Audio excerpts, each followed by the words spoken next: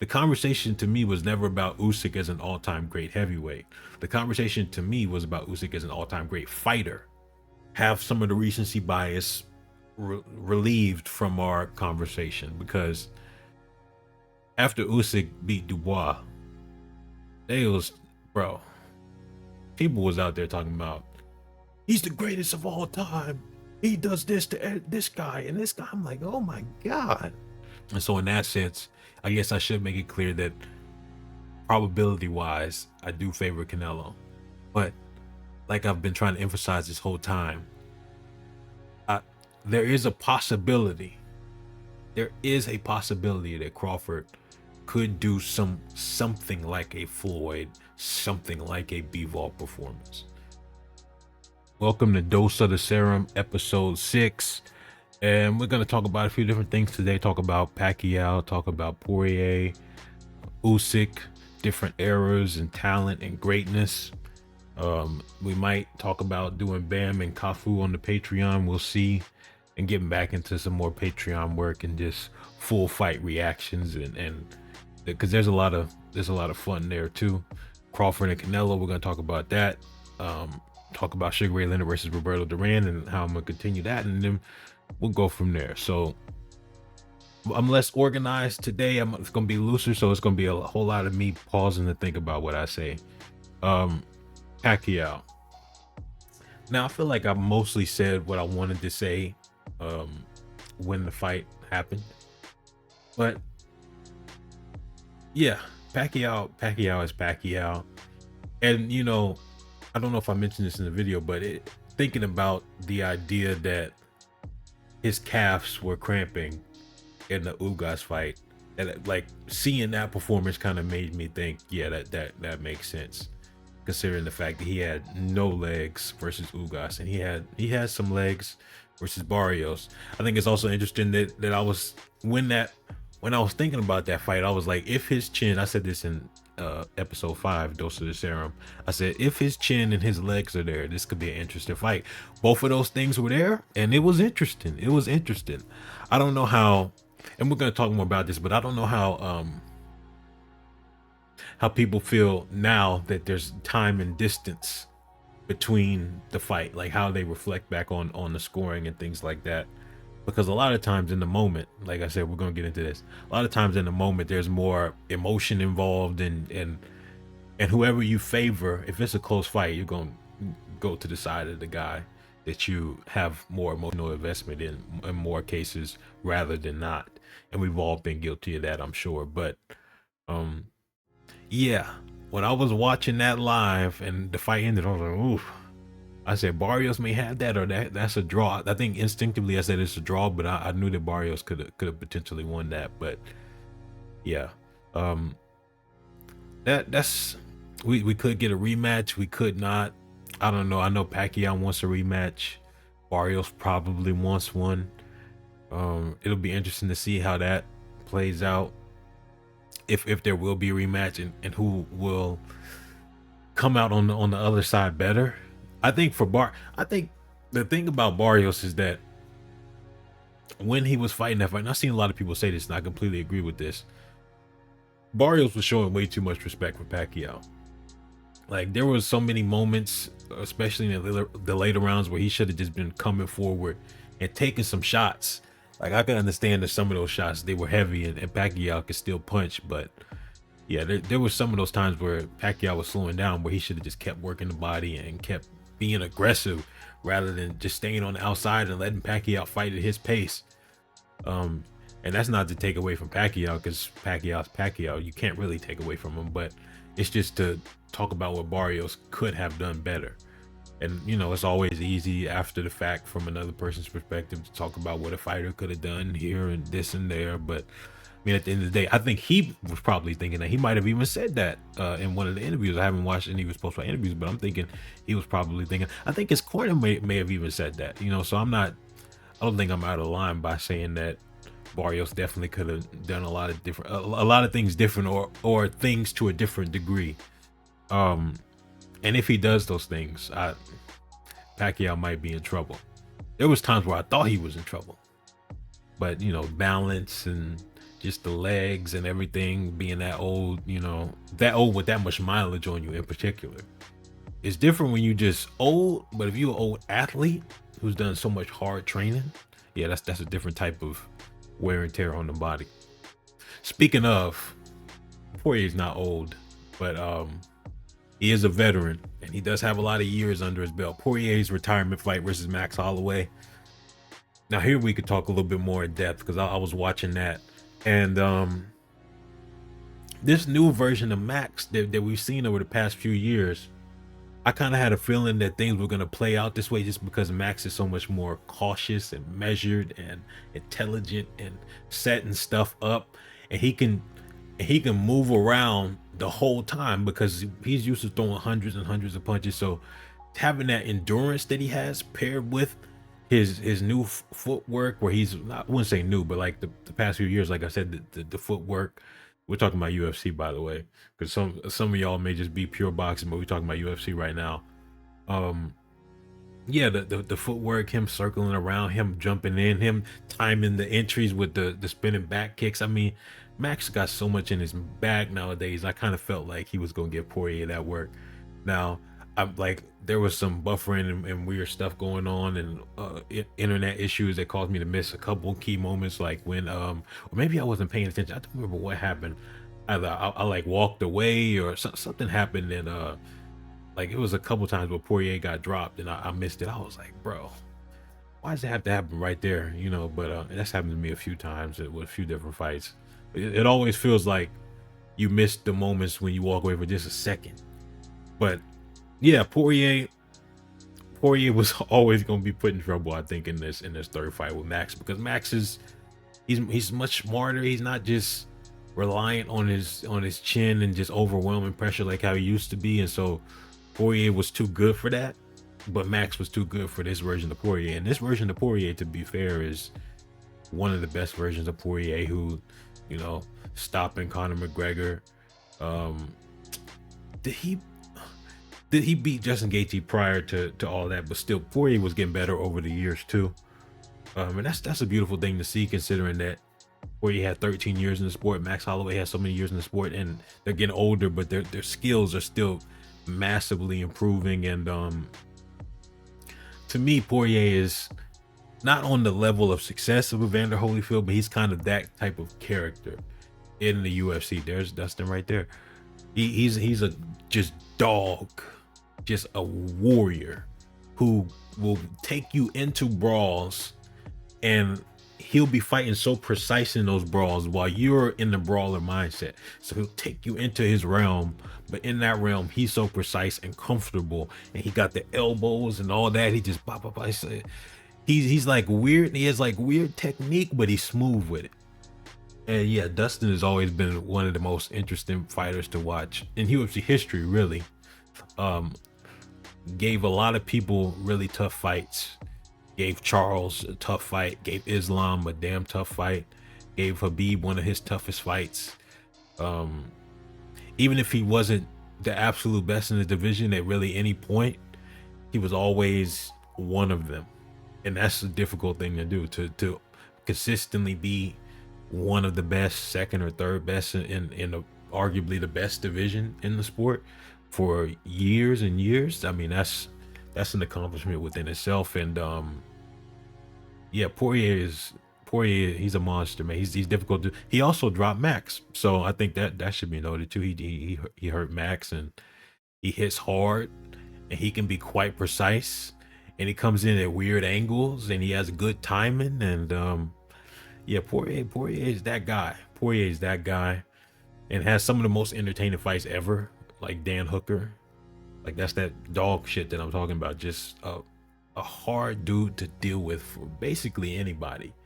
Unless you can take him to the ground and choke him out, it's gonna be trouble. It's gonna be trouble.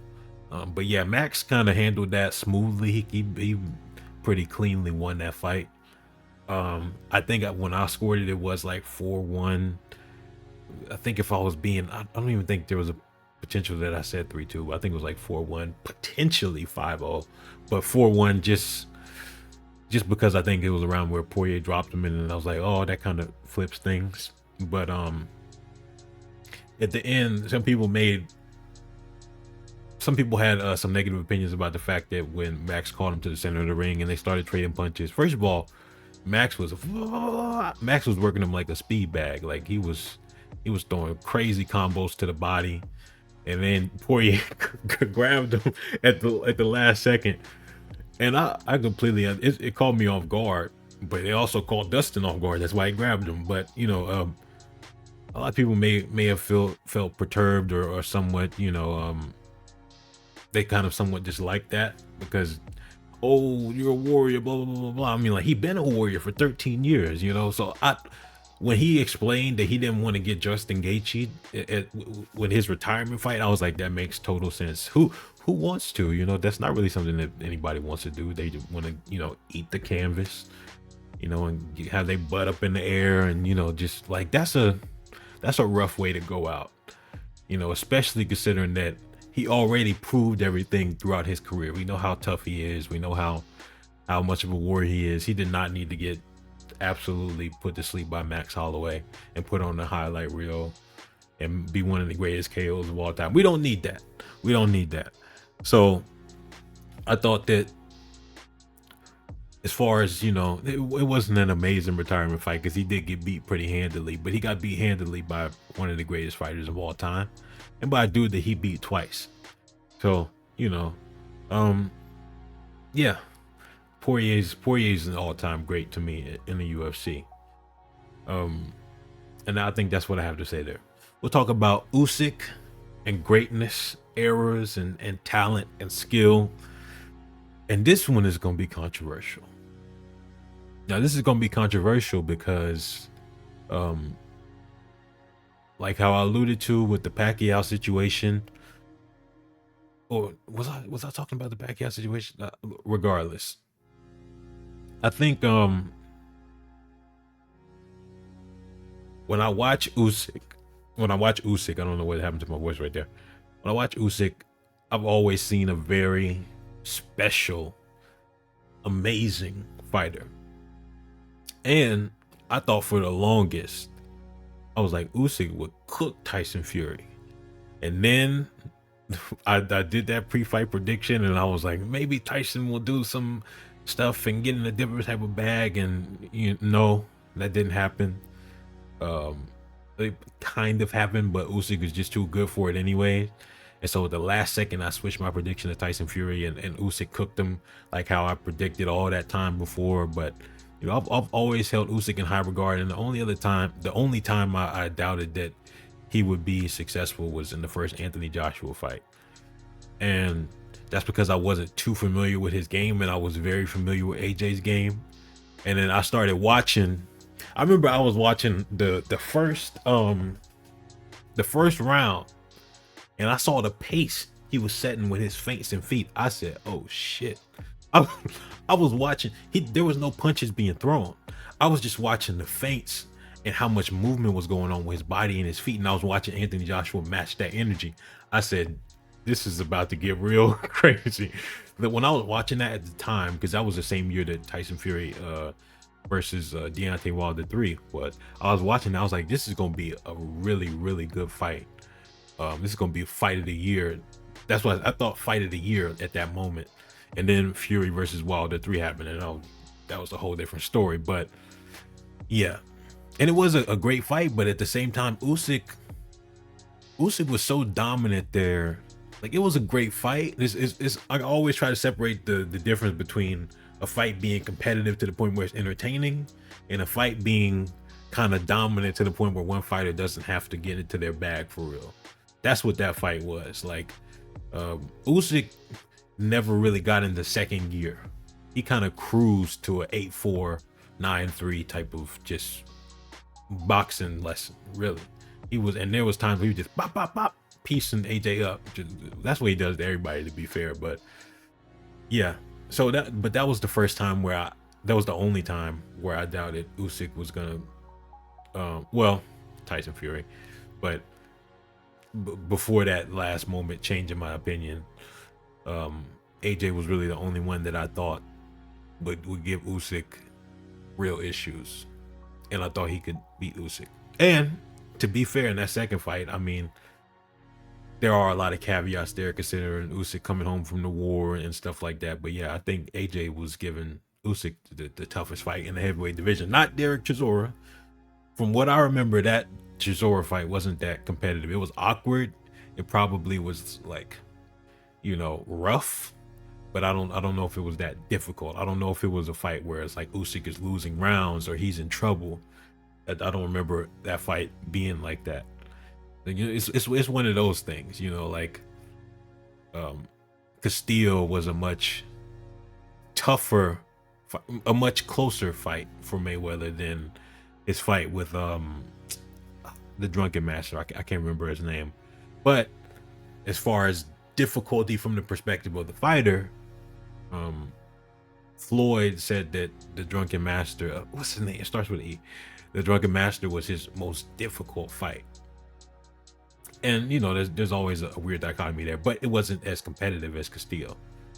And so maybe the Chisora fight was one of Usyk's most difficult fights, maybe his most difficult fight, but it wasn't that competitive. From what I remember, maybe I'm wrong. Maybe I'm wrong because that was a long time ago. But yeah, Usyk cleaning up these big heavyweights. And I've always used Usyk as an example of the difference in quality of a 90s, 80s, 70s heavyweight versus the modern day giants who not everyone, that's not fair, but a lot of people would look at these modern day giants 6'6" and 6'7" and so on and so forth and be like, they're so much bigger than the old heavyweights, it's a different breed, they would really mess them up bad.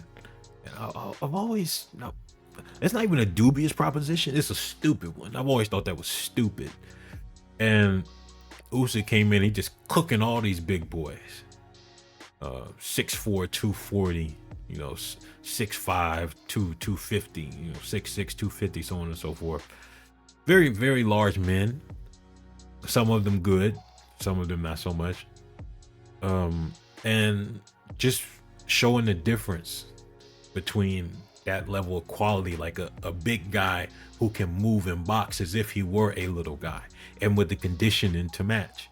That's a different cloth than these big guys who are just big guys and can somewhat move and are somewhat athletic and have some skill. It's not the same.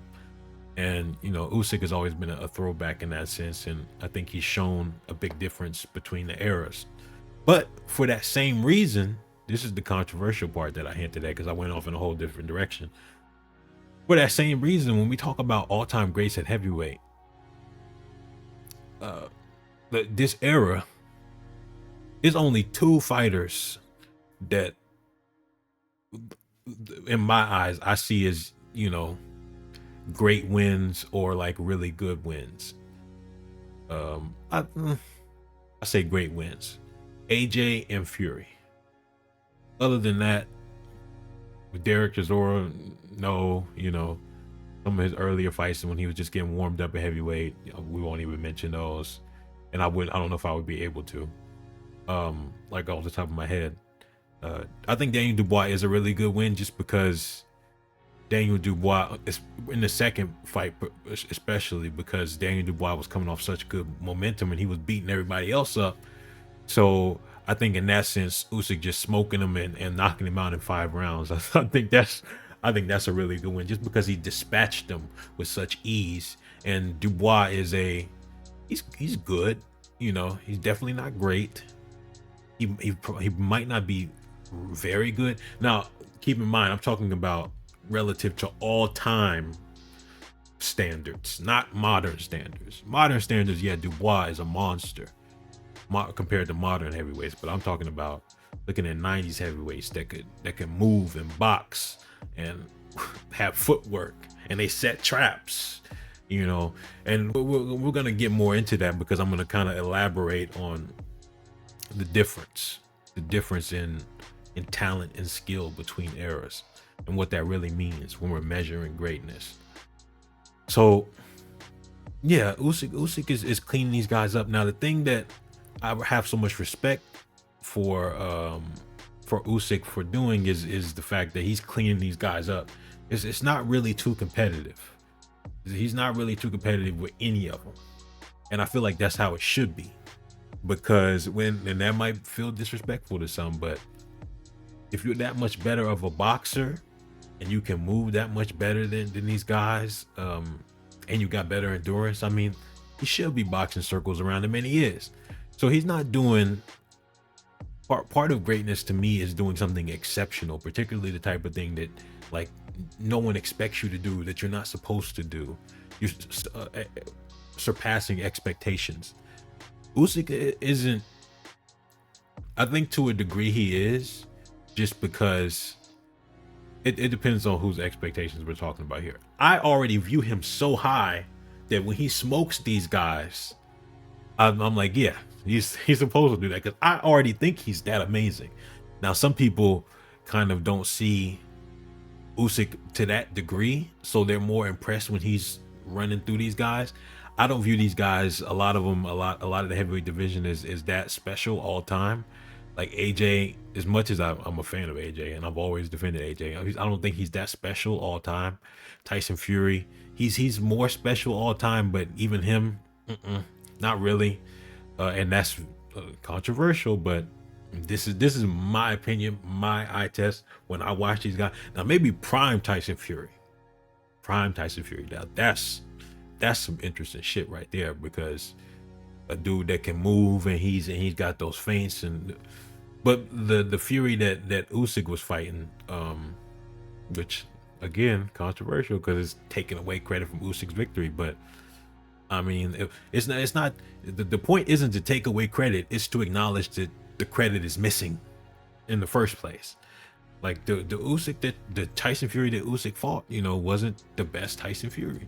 He then got plastered by Wilder a few times. His legs, we never see him floating like how he was back in the day, and of course that will happen to you when you are 6'7.5", 6'8", all close to 300 pounds. That can happen. You won't probably move as well as you once did when you were younger. But the fact is he just doesn't move as well.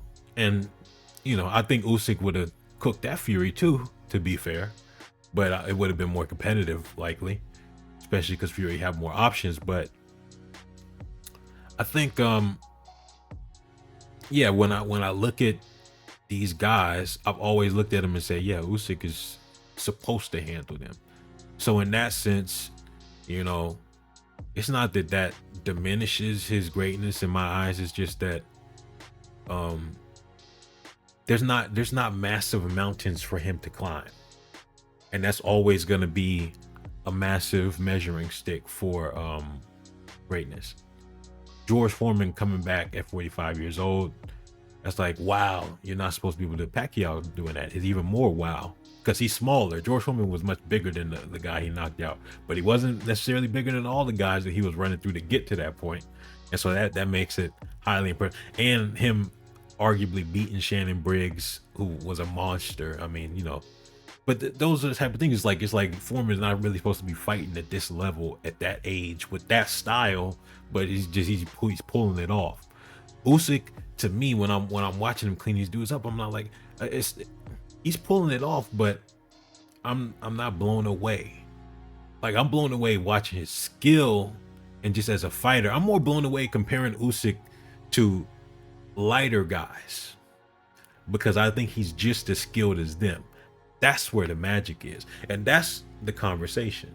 The conversation to me was never about Usyk as an all-time great heavyweight. The conversation to me was about Usyk as an all-time great fighter, because that includes the pound for pound status of him being a cruiserweight and being as smoking that division, and then coming up to heavyweight and smoking that division.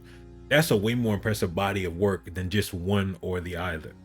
Combining them both, now we have a great conversation, and I do think Usyk deserves to be in that conversation. I don't think he deserves to be in the all-time great heavyweight conversation. All-time best heavyweight, meaning if you line him up against a bunch of the best fighters ever, how many of them can he beat? I think he deserves to be in that conversation. But greatness is a different word from best for a reason. Greatness has a lot more to do with accomplishments. It has a lot more to do with impact. It has a lot more to do with things outside of just pure who's better than the other. There's a lot of Bo Jackson in the NFL was talent-wise, arguably the best running back ever. But his career ended short, and he would never be an all-time great. You know, Barry Sanders is more talented than Emmitt Smith, but Emmitt Smith has some greater accomplishments. So you know, it's always a distinction to be made there. But when you go and look at the '90s, you see Riddick Bowe, and we've done some Riddick Bowe and Evander Holyfield breakdown. I said we've done some. We've done a series of breakdowns of that first fight. Evander Holyfield, Mike Tyson. It's so many. I'm not super educated, so even I won't be able to name as many as other people. But you know, Tommy Morrison, and you know, Ray Mercer and Lennox Lewis, and you got dudes that. And here's where it gets subjective, because there's always been this conversation about eras versus other eras. You can look at the fights and see the skills. See, this is why I like to focus so much on skills, because those are measurable. There's a difference between somebody who's just throwing punches and somebody that's setting stuff up. There's a difference between somebody that just is moving and somebody that's using their footwork to cut angles. There's a difference between somebody who's throwing bombs and somebody with good technique, who's tight and measured and proficient and efficient with their punches. Right? There's a difference between somebody who can just throw big single shots and somebody that can throw combinations. You know, there's differences, and a lot of them are easy to see, and some are you take more skill to kind of sort out and look at somebody setting a trap here with the jab, or going behind a high guard, or bringing someone in, or countering off the back foot, so on and so forth, or fighting on the inside and framing here and manipulating the guard there, and so on and so forth. There's, you know, there's a lot to be accounted for, but the whole point is that it can be accounted for. And when you look at modern era fighters, except for the few greats, and they're greats because they are all time. When you look at a lot of the modern era fighters, especially in the heavyweight division, they don't have the attributes of the 90s, 80s, and 70s heavyweights, and they definitely don't have the skills. So, you know, a great fighter in this era was always going to be disadvantaged in the all-time great conversation, because there's not a lot of other great competitors. Not to say that there aren't any. Obviously there are. I make it a point to try and talk about as many of them as I can, at least the ones that I view in my eyes, and Usyk is absolutely one of them. And in fact, some people might take this as like a lot of criticism of Usyk. I don't know how people will receive it, but I mean, you can look at the history of this channel and how I've argued for Usyk being a pound for pound #1 over two fighters that I personally prefer over him. Naoya Inoue and Terrence Crawford, two fighters that I definitely, you know, prefer over Usyk stylistically and just all of that. But regardless, I think Usyk beating up giants the way he does, that's the primary thing that I talked about. Him beating up giants and slaying them, I've always found that to be very impressive. Despite what my whole previous rant sounded like, I still think it's very impressive. I just don't think that these giants are that great of fighters, but I do think being that disadvantaged in size should be accounted for. In that sense, I do think it's impressive. So to a degree, I will recant what I said, because I was saying he wasn't climbing massive mountains, but he almost literally was, in the sense that he's fighting, you know, 6'8" Tyson Fury, who's, you know, 40-50 pounds heavier than him, so on and so forth. So big AJ and Dubois, who's either 10 or 20 pounds heavier than Usyk, and yeah, all of that. So in that sense, yeah. But you know, that's what happens when you're a great fighter. I guess that's, before we move on, I guess that's a big difference between how people come to their conclusions about fighters versus other perspectives. So like, my perspective is, if I see someone as great and I kind of have an expectation that they're supposed to pull this off, to me, I'm not given, I guess I'm not gonna give as much credit as other people, because other people are like, wow, this is crazy.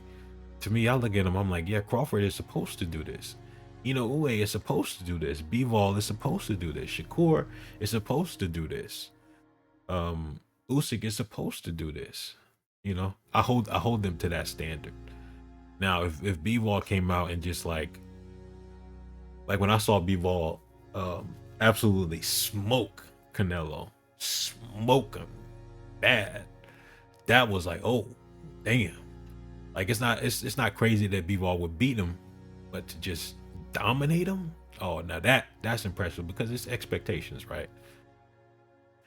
And I lost my train of thought partially, but there was small piece that's what I was going to talk about in the beginning. This is the thing that I hinted at, was the idea of being separated time wise from an event, and then we can kind of have some of the recency bias relieved from our conversation, because after Usyk beat Dubois, people was out there talking about, he's the greatest of all time. He does this to this guy and this guy. I'm like, oh my God. I already knew that. I was like, we're not gonna be able to have a legitimate conversation about this, because they are so high off of Usyk's greatness that like they think it's the greatest thing since sliced bread. And like I said, I think Usyk has a better placement in the conversation of all-time greats than he does in the placement of heavyweight greats. But people was talking about that he'll do this to Lennox Lewis and he'll do this to Muhammad Ali and so on and so forth. And stylistically, if we're talking about a matchup, I do think Muhammad Ali, despite being greater than Mike Tyson by far, Usyk versus Ali is a much tougher fight for Ali it's a much easier fight for Usyk than it is Usyk versus Mike Tyson, just because of the styles. Now, stylistically, I think Mike Tyson would give Usyk crazy work. And people don't want to acknowledge that, because they just think of Usyk as a great guy who's beaten all these heavyweights and he's so skilled, and he's all of those things, but people don't think about style. And then the reverse is, they think of Mike as like a washed up kind of a tomato can crusher who never really beat anyone that good, and he's overrated, so on and so forth. And so the emotion towards the two is on complete opposite ends. And so it's hard for them to like come towards the center and look at the styles and look at the skills and then look at how that matches up and say, ooh, that's not a healthy situation for Usyk. Mike Tyson isn't a healthy situation for a lot of people, to be fair. But I also think Joe Frazier might not be a healthy situation for Mike. So, different strokes for different folks. It's all about, when I say one fighter will beat another, the accomplishments plays a part to a degree, but ultimately I'm looking at how good that fighter is, and I'm looking at their style and how it matches up with another fighter and how good that fighter is. That's where it ends and begins. But yeah, I knew when Usyk did what he did, and people were all over the place talking about him being the most amazing fighter ever, that there was no real conversation that was going to be had, because the recency bias was so strong that you can't say anything about Usyk that isn't just absolute praise. And I have a bunch of praise for Usyk. I mean, but at the end of the day, no one is infallible. No one is perfect. No one is unbeatable. Now, there are some people that are unbeaten, Usyk being one of them, but that doesn't mean that they beat everyone across the board in all eras, especially if they haven't gone up against a lot of the quality that was present in previous eras. And so that's how that all ties together. Okay. On another topic, I think Patreon, I'm gonna start refurbishing that, getting back on that, doing some full fight reactions. I think somebody mentioned Bam versus Cafu, and I only saw bits and pieces of that, so that would basically be like a real-time reaction and breakdown from my perspective of all of that. And Bam is one of those fighters too. To me, Bam is in that conversation with Crawford and you know, Uwe and Usyk and Shakur, and he's in that conversation to me, and he's been that way for a while now. But I remember that fight was competitive, and so it'll be interesting to break that down and then look at the finish and stuff like that. So yeah, and then we'll go from there and get some more ideas for the types of stuff we're gonna do on Patreon. And onto a bigger topic, Crawford versus Canelo. This is one that I've been keeping in the back of my mind for a long time, because I still don't know how to feel about it. And that shows how much I hold, well, it shows two things: how much I hold Crawford in high regard, and how much I think Canelo has, you know, trickled down as far as quality is concerned. I don't know if trickle down is the right phrase, but you know, he's not as good as he once was. And that's something I was calling out 2 years ago. I think that was one of my first big controversial videos. And a lot of Canelo fans were upset about that. They were, you know, they didn't like the fact that I was calling Canelo everything short of washed, essentially. I think that was after the John Ryder fight, where he doesn't. Oh, I won't even go there, but you know, Canelo. I was talking to somebody in the comments, and I was talking about Canelo and Triple G in the third fight. I was like, the Triple G in the first two fights with Canelo would beat the hell out of the Triple G and Canelo that fought in that third fight, and the Canelo that fought Triple G in the first two fights would also do the same to Triple G and Canelo in that third fight. It's just now Triple G makes sense because he was an old man, but Canelo on the other hand, it's a lot of skill things. That's the point. It's a lot of skill things, like the counter punching, the stationary, like it's just yeah. So much from Canelo has went downhill. Now, if Canelo is doing any sort of counter punching, I think he should be. I shouldn't say any sort of counter punching, but if Canelo looks anything like how he did 5 years ago, I think he should be Crawford, just because he's so dangerous. And Crawford doesn't have the most amazing chin in the world. Now, the part that's always made this so interesting to me is just because Canelo is where he is currently. If this were the Canelo from 5 years ago, there wouldn't be much hesitancy for me, just because Canelo is that good. Despite how, you know, both of them are great. I shouldn't say good. Both of them are great. And despite how great I think Crawford is, man, Canelo is a tough night for anybody that can't move and jab for 36 minutes straight like Bivol. You know, people still have this kind of, you know, what's weird is people still have this they have this picture of Canelo in their head from the Floyd fight. And despite me giving Floyd a lot of credit for that win, that Canelo was, you know, nowhere near the Canelo that later came to be at 160 and a little bit at 168. And in that sense, I think there's this unfair perception about him. Now, could Crawford pull off a Floyd level performance against Canelo? Probably not, because I think it's a little bit disrespectful to even say probably not. Like, I hesitated, but let me explain the reason why I hesitated. It's not because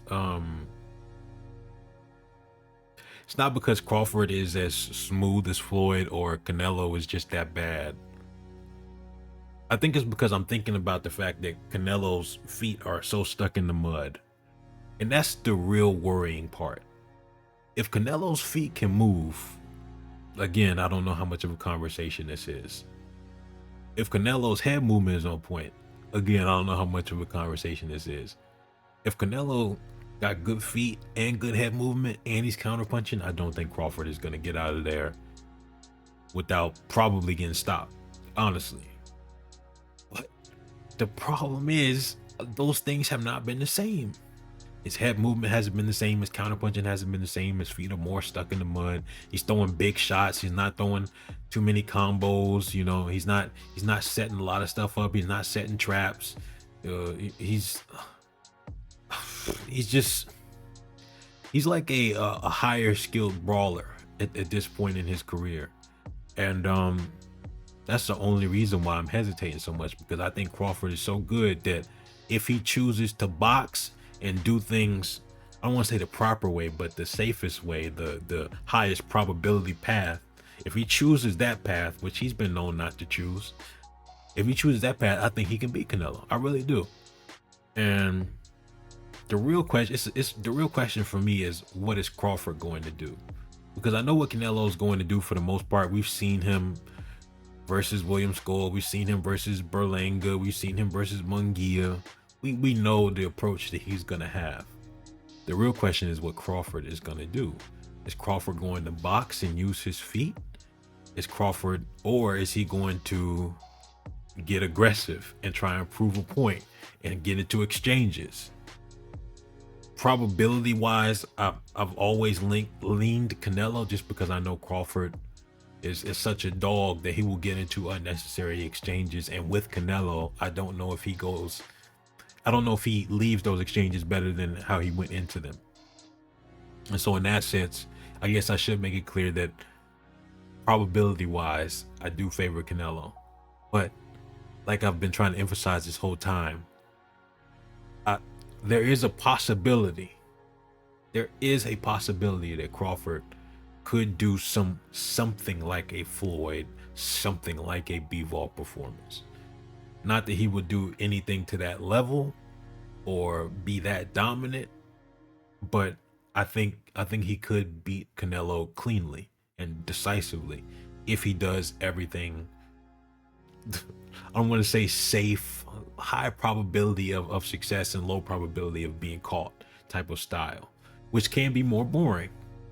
But I mean, at the end of the day, first of all, I don't think it would be that boring, because I don't think Bivol and Floyd's performances over Canelo were that boring. And Canelo's not the type of guy to just like sit there and do nothing when he's getting beat up. So I don't think it would be that boring. I just think it would be less entertaining than them getting into exchanges. But I think if he gets into those exchanges, which he's shown a history of doing, it gets scarier for Crawford. Yeah. See, me having to think through what I'm saying, I'm running into a lot of roadblocks because I'm saying stuff that I'm thinking about. I'm like, oh, like comparing it to the Floyd performance is crazy, because Floyd is Floyd and that Canelo was that Canelo. I don't think that can be replicated. But then at the same time, Bivol beat the goofy out of Canelo in that fight. And some people thought that was kind of competitive, that's like bewildering to me. But so many people think so many things in boxing and combat sports. So, I have to stop being surprised, but I'll never stop being surprised. Yeah. That was such a dominant performance from Bivol. So it's possible to do that to Canelo. It's possible. And William Skull, it's almost like Voldemort mentioning his name. He, as far as scoring is concerned, he didn't do horrible. I thought, as far as scoring was concerned, there was some conversation to be had. I would never score in the favor of somebody like that, because they're not trying to throw hard and clean punches. He's literally just running. And so I would never score in the favor of someone like that. But simultaneously, I do acknowledge that, the numbers were close.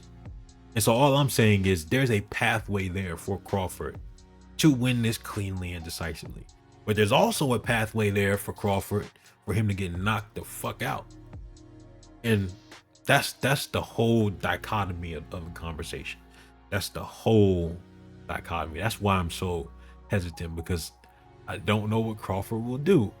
I feel like if anything, he's going to be doing all of the right things, and then in a moment's notice, when he feels like it, when he wants to make a statement or he gets caught with something he don't like, he's going to do what he does best, which is try and dog it out. And I don't know if that's a good idea. There's also a conversation to be had about if Crawford can hurt Canelo, and I think that's a far more interesting conversation than some people think it is, because I do think it's a possibility. It's not because Crawford hits that hard, it's because he hits that accurate and he hits with such good timing. If you see Crawford punching people, it's not like he's blasting people like Mike Tyson or George Foreman. Same thing with Usyk. You know, it's about the technique, it's about the timing, it's about the placement, touching people right on the chin, right on the temple, right when they're least expecting it. You know, that's like that Kell Brook kind of jab situation, just nasty stuff like that. It's possible. Would I bet on it? Depends on the odds. But would I predict it? Probably not. You know, but it's possible. In other news, Sugar Ray Leonard, Roberto Duran, I'm gonna get back into that. We'll see when I can get the next part of that uploaded, and we will go through everything, no matter how long it takes. We will go through everything because that's such a arguably gonna be the highest skill fight I will ever break down on this channel. So it needs to be treated with care. And you know, if you go check out that series, I mean, each round I'm using 10 to 20 minutes of time to just break down everything that's going down in there. And yeah, but that's a great series of breakdowns. I want to continue it. I want to have that type of quality on the channel. So no matter what, people can look at that and see kind of what we do here in the Sweet Science Lab. Other than that, talked about Patreon, talked about the breakdowns, talked about, I think, Crawford and Canelo. I'm gonna start doing film study on that. Hopefully I will have that out precisely a month before the fight, so August 13th or something like that. If not, it'll be in August or early September. There's gonna be a big buffer time zone between the fight happening and the actual breakdown. I plan on that, so that should happen. So be on the lookout there. Always notification bell on, and always hit the like button. That is all. I'm out.